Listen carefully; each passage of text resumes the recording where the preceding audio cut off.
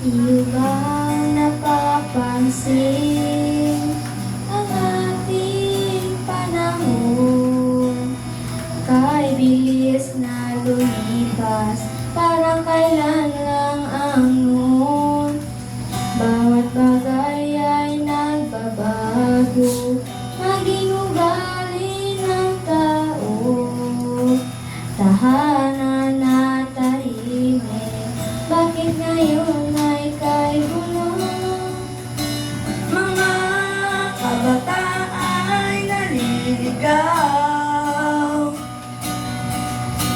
walang pag-ibig mapagpaimbabaw.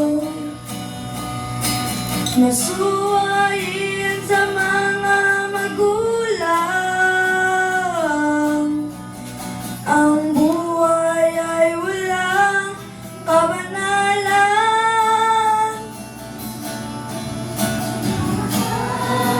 Sa kapwa, magalang sa magulang, ang pag-ibig sa Diyos na sa atin ay may lalang.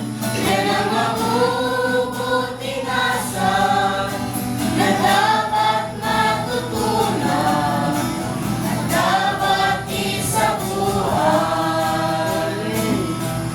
ng bawat kabataan.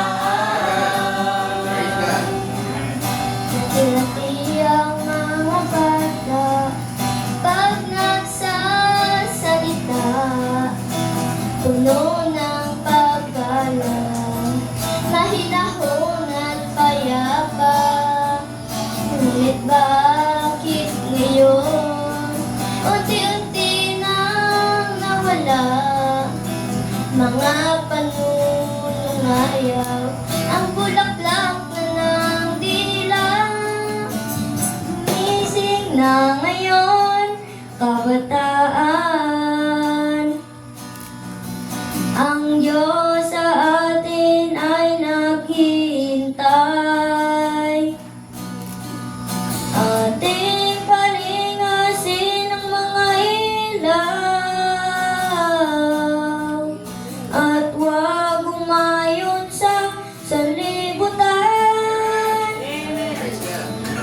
Pagmamahal sa kapwa, paggalang sa magulang, at pag-ibig sa Diyos na sa atin ay may lalang.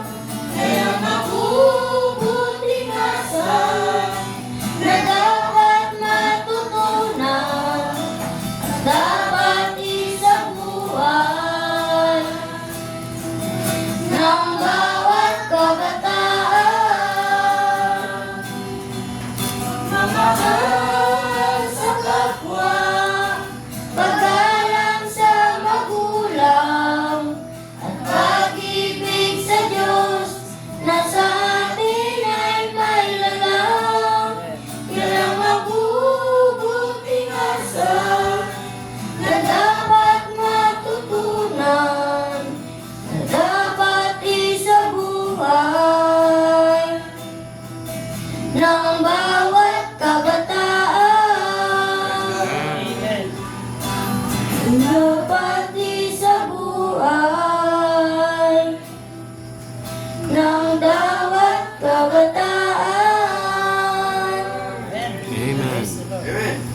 Gising